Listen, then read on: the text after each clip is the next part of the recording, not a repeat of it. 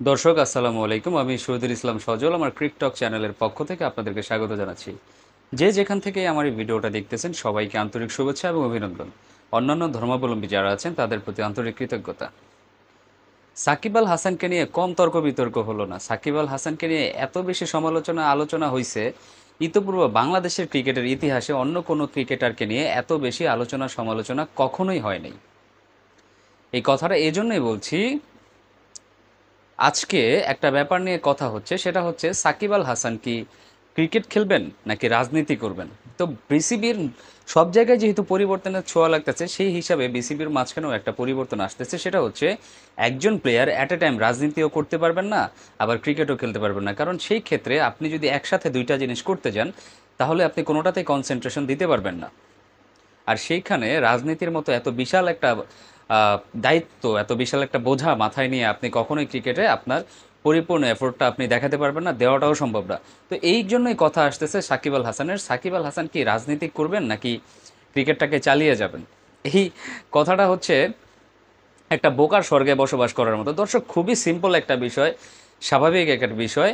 সাকিব আল হাসান যেই দলের হয়ে রাজনীতিটা শুরু করেছিলেন ৮-৯ মাস যাবৎ, যেই দলটা তিনি ক্ষমতায় আসার পরে, তিনি মিনিস্টার অফ পার্লামেন্ট হওয়ার পরে, আপনার এমপি নির্বাচিত হওয়ার পরে, তার দলটা কিন্তু ৮ মাসের বেশি ক্ষমতায় থাকতে পারলো না। সেই ক্ষেত্রে সাকিব আল হাসানের কাছে এমপির ক্ষমতাও ছিল ৮ মাসেরই মতন।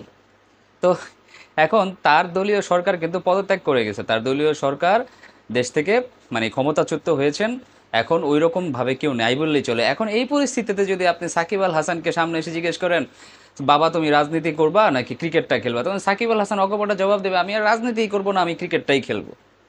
খুবই সিম্পল একটা কোয়েশ্চেন না? খুবই সিম্পল একটা ইকুয়েশন, খুবই নর্মাল একটা বিষয়, যেটা কেউ না বোঝে সেটা কিন্তু একটা রাস্তার পাগলও যা বুঝে সেটা বলার অপেক্ষা রাখে না। তো সাকিব আল হাসানকে যেখানে নেওয়ারই কথা ছিল না, যেখানে সাকিব আল হাসানের সুযোগ পাওয়ারই কথা ছিল না, সেইখানে আপনারা সাকিব আল হাসানের সামনে এমন একটা দরজা উন্মোচন করে দিলেন যেখানে সাকিব আল হাসান ঢোকার জন্য হা করে বসে আছে।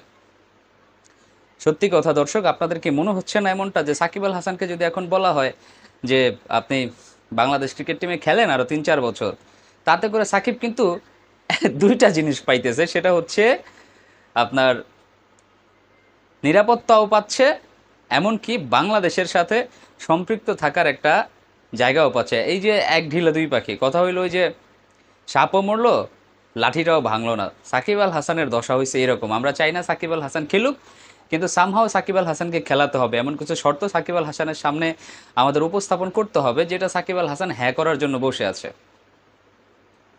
তো দর্শক, আপনারা যারা এই ভিডিওটা দেখতেছেন, আপনাদের কি মনে হয় সাকিব আল হাসান কি রাজনীতি বাদ দিয়ে ক্রিকেট খেলবেন এই পরিস্থিতিতে দেশের, নাকি ক্রিকেট বাদ দিয়ে রাজনীতি খেলবেন? এটা সবাই বলবে যে সাকিব আল হাসান রাজনীতি বাদই দিয়ে দিছে, কানে ধরে তাকে বাদ দেওয়া হয়েছে রাজনীতি থেকে।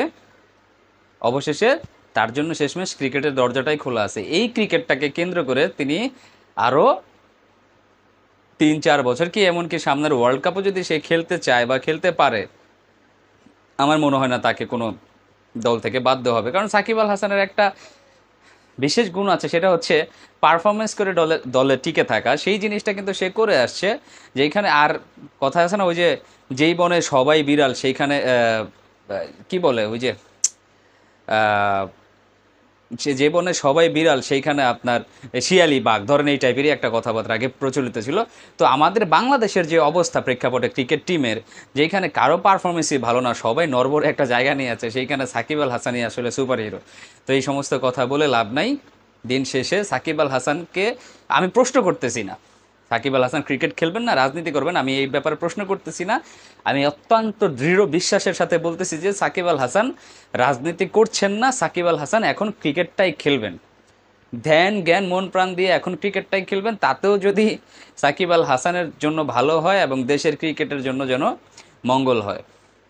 তো দর্শক, আপনারা যারা এই ভিডিওটা দেখলেন, এখানে কমেন্টস করে জানাবেন যে আমি আগে একটা ভিডিও করেছিলাম যে সাকিব আল হাসানকে আমরা জাতীয় দলে চাই না, আমরা সাকিব আল হাসানকে জাতীয় দলে চাই না, সাকিব আল হাসানকে দেখতেই চাই না, এক কথায় সাকিব আল হাসানকে দেখতেই চাই না। এই কারণে বলেছিলাম যেটা, যে একজন প্লেয়ার যখন রাজনীতিতে এমপি পদে থাকে, তখন আসলে জাতীয় দলে ঢোকার পর তিনি জাতীয় দলেরই খুব একটা কিছু বড় কিছু মনে করেন নিজেকে, যেখানে তার উপরে অন্য কোনো প্লেয়াররা চরকি ঘোরাতে পারে না, তাকে কেউ অর্ডার করতে পারে না। এমনকি দলের কোচ, টিম ম্যানেজমেন্টের দায়িত্বে যারা আছেন, তারা কেউই সাকিব আল হাসানদের উপর দিয়ে কোনো সময় চরকি ঘোরাতে পারতেন না। এটা আমার পার্সোনাল মতামত, তবে এটা হওয়াটাই স্বাভাবিক। এটা হওয়াটাই স্বাভাবিক ছিল। আমার কাছে মনে হয় যেন এই জিনিসটাই ঘটছে, আর সেই ফায়দাটাই সাকিব আল হাসান এতদিন নিয়ে আসছে, যে তার ইচ্ছা হয়েছে খেলবে, তার ইচ্ছা হয়েছে ছুটি নিবে। এই হচ্ছে না ব্যাপার। কারণ সাকিব আল হাসান বড় প্লেয়ার হিসেবে আগে থেকে একটা সুযোগ পেয়ে আসছিলেন এই ধরনের চিটারবাজি করার, যে আমি খেলবো না, আমার মন চাইলো না, আমি খেলবো না, আমি জাতীয় দলে খেলা বাদ দিয়ে এই লিগ খেলতে গেলাম, সেই লিগ খেলতে গেলাম। এই সুযোগটা তাকে আগে থেকে দেওয়া হয়েছে। বাট মিনওয়াইল সে যখন এমপি হয়ে গেছে, তখন তো ওই যে এমনি তো নাচতে হলেই তার উপরে ঢোলের বাড়ি, নাচতে নাচতে সবসময় চলেই যেত। যখন মিনিস্টার অফ পার্লামেন্ট হয়ে গেছে, তখন তো তার জন্য মনে করেন যে সব ধরনের সুযোগের দরজা খুলে গিয়েছিল। তো আপাতত একটা সুযোগের দরজা বন্ধ হয়েছে, মানে সাধারণ জনগণ তাকে কান ধরে সেইখান থেকে নামায় দিছে।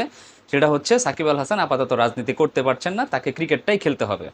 আর বাংলাদেশের সাথে সম্পৃক্ত থাকার জন্য এর চাইতে ভালো কোনো মাধ্যম হতেই পারে না। তো সাকিব আল হাসান সেই সুযোগটা সাদরেই গ্রহণ করবেন।